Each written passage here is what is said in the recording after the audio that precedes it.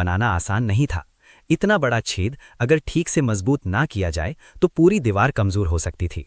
इसीलिए दरवाजे के चारों तरफ मोटी लकड़ियां लगाई गईं। अंदर से तिरछी बीमें लगाई गईं ताकि दबाव बराबर बढ़ जाए। उस समय लोहे के बड़े किवाड़ नहीं थे, इसीलिए दरवाजा शायद लकड़ी के मजबूत खंभे पर घूमता होगा।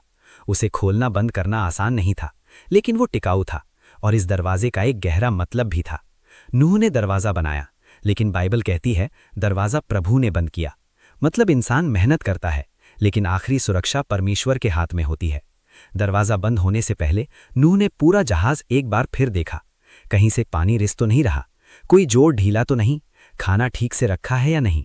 इतने बड़े लकड़ी के ढांचे में आवाजें आती हैं, कहीं चर्रमाहट, कहीं दबाव। नूह समझ सकता था कि सब ठीक है या नहीं। और फिर कुछ ऐसा हुआ जो किसी इंसान ने कभी नहीं देखा था। जानवर खुद चलकर आने लगे। नूह ने उन्हें पकड़कर नहीं लाया, उन्हें भगाकर नहीं लाया, वे खुद आए। जंगल से जोड़े में निकलते जानवर, पक्षी उड़कर आकर बैठते, रेंगने वाले जीव सीधी दिशा में चलते। कोई लड़ाई नहीं, कोई डर नहीं, कोई अफरा तफरी नहीं। शिकारी और शिकार एक साथ चल रहे थे, जैसे कोई अदृश्य ताकत उन्हें रास्ता दिखा रही हो। यह साफ संकेत था कि यह सिर्फ इंसानी काम नहीं था, ये अल्लाह की योजना थी। एक एक करके सब जानवर अंदर गए, अपनी अपनी जगह पर, जैसे उन्हें पहले से पता हो कि कहां जाना है। आखिर में नूह गया, उसकी पत्नी, उसके 3 बेटे और उनकी पत्नियां, कुल 8 लोग। और फिर दरवाजा बंद हो गया। लेकिन उसे बंद इंसान ने नहीं किया, अल्लाह ने किया। अब बाहर की दुनिया और अंदर की दुनिया अलग हो चुकी थी। अंदर इंतजार, बाहर कुछ ऐसा जो इतिहास में कभी नहीं हुआ था। दरवाजा बंद हो चुका था, और ये कोई आम दरवाजा नहीं था। ये वही दरवाजा था जिसे नूह ने बनाया था, लेकिन बंद खुद अल्लाह ने किया था। जहाज के अंदर एक अलग ही माहौल था। बाहर की दुनिया अभी भी वैसी ही लग रही थी जैसी हमेशा रहती थी। लोग अपने काम में लगे होंगे, शायद कुछ अब भी हंस रहे होंगे, शायद कुछ सोच रहे होंगे कि नूह सही तो नहीं था। लेकिन अंदर सब कुछ तैयार था। जानवर अपनी अपनी जगह पर थे, खाना जमा था, जहाज मजबूत था, और नूह अलैहिस्सलाम का परिवार चुपचाप इंतजार कर रहा था। फिर अचानक सब कुछ बदल गया। बाइबल बताती है कि नूह की जिंदगी के 600वें साल में कुछ ऐसा हुआ जो दुनिया ने पहले कभी नहीं देखा था। धरती के अंदर से पानी फूट पड़ा। ये सिर्फ ऊपर से गिरने वाला पानी नहीं था, जमीन के नीचे से जोरदार दबाव के साथ पानी बाहर आने लगा। जमीन हिलने लगी, जैसे धरती खुद टूट रही हो। नूह और उसका परिवार जहाज के अंदर ये सब महसूस कर रहे थे। जहाज हिल रहा था, लकड़ी चरमरा रही थी, नीचे से जमीन के हिलने की आवाजें आ रही थी। और फिर आसमान खुल गया। ये इतिहास की पहली बारिश थी, और ये कोई हल्की फुहार नहीं थी। भारी भारी बूंदें लकड़ी पर जोर से गिरने लगीं। आवाज इतनी तेज थी कि बात करना मुश्किल हो गया। गरज, बिजली, अंधेरा, सब कुछ एक साथ। जो लोग बाहर थे उन्होंने ऐसा कभी नहीं देखा था। पानी ऊपर से गिर रहा था, नीचे से भी उठ रहा था। पानी बढ़ता गया, धीरे धीरे, फिर तेजी से। जहाज जो सालों से जमीन पर खड़ा था अब पहली बार हिलने लगा। फिर एक पल आया जब वो जमीन से उठ गया। जहाज तैरने लगा। नूह और उसके परिवार के लिए ये डरावना भी था और अद्भुत भी। लकड़ी हिल रही थी, फर्श कांप रहा था, जहाज पानी पर झूल रहा था। वही जहाज जिसे लोग मजाक समझते थे, अब जिंदगी बचाने वाला था। जहाज के अंदर अब एक नई दिनचर्या शुरू हो गई। हर दिन जानवरों को खाना देना, पानी देना, उनके हिस्सों को साफ करना, ये आसान काम नहीं था। जानवरों की आवाजें, उनकी गंध, थकान, सब कुछ सहना पड़ता था। लेकिन नूह और उसका परिवार जानते थे कि यही उनकी जिम्मेदारी है। बाहर क्या हो रहा था वे देख नहीं सकते थे, लेकिन वे महसूस कर सकते थे। पानी लगातार बढ़ रहा था, जहाज ऊपर उठता जा रहा था, कभी दाएं झुकता, कभी बाएं। बाइबल कहती है कि पानी इतना बढ़ गया कि पहाड़ तक डूब गए। पुरानी दुनिया, शहर, पेड़, मैदान, सब खत्म हो गया। अंदर जहाज में एक अजीब सा सन्नाटा था। बाहर पूरी दुनिया मर रही थी, अंदर जिंदगी बची हुई थी। बारिश 40 दिन और 40 रात तक होती रही, लेकिन कहानी यहीं खत्म नहीं होती। बारिश रुक गई, लेकिन पानी फिर भी कम नहीं हुआ। 150 दिन तक पानी धरती पर छाया रहा। जहाज बहता रहा, कहीं कोई दिशा नहीं, कोई पतवार नहीं, कोई नियंत्रण नहीं। लेकिन नूह जानता था ये जहाज इंसानों के हाथ में नहीं, परमेश्वर के हाथ में है। हर दिन वही काम, हर दिन वही इंतजार, और फिर बहुत लंबे समय के बाद बाइबल में एक बहुत खूबसूरत लाइन आती है, और परमेश्वर ने नूह को याद किया।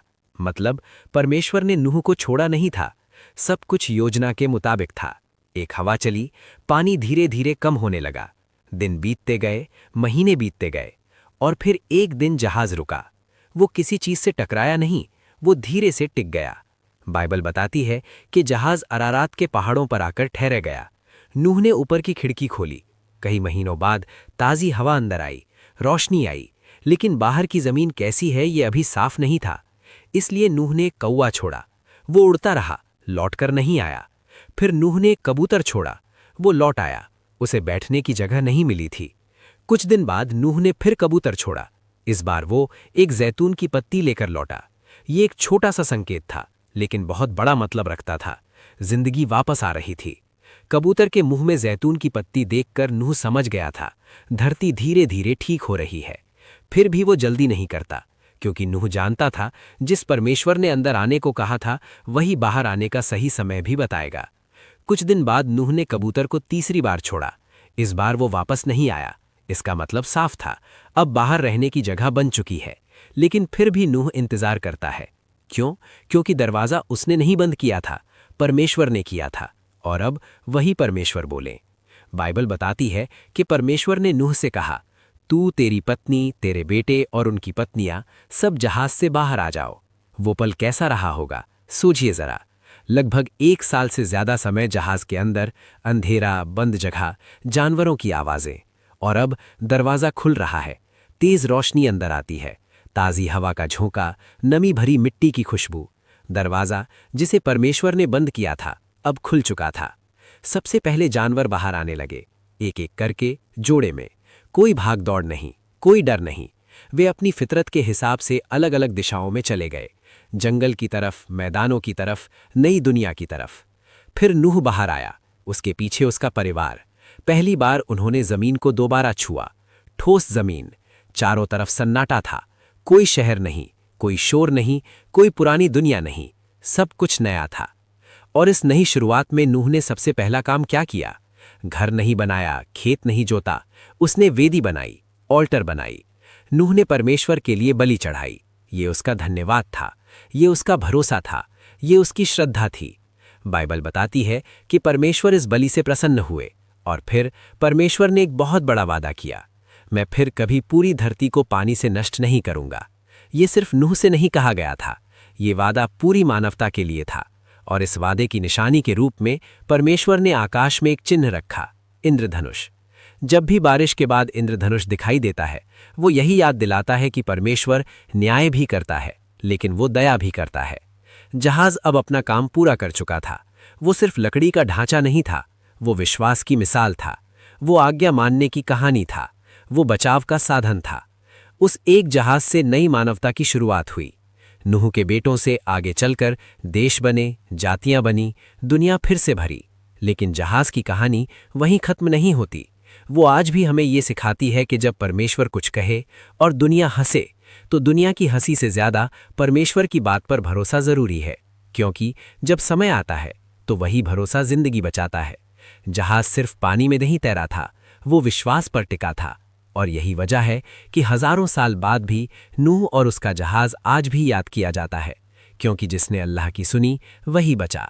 अगर आपको ये वीडियो अच्छी लगी तो वीडियो को लाइक, अपने दोस्तों को शेयर और चैनल को सब्सक्राइब जरूर करें।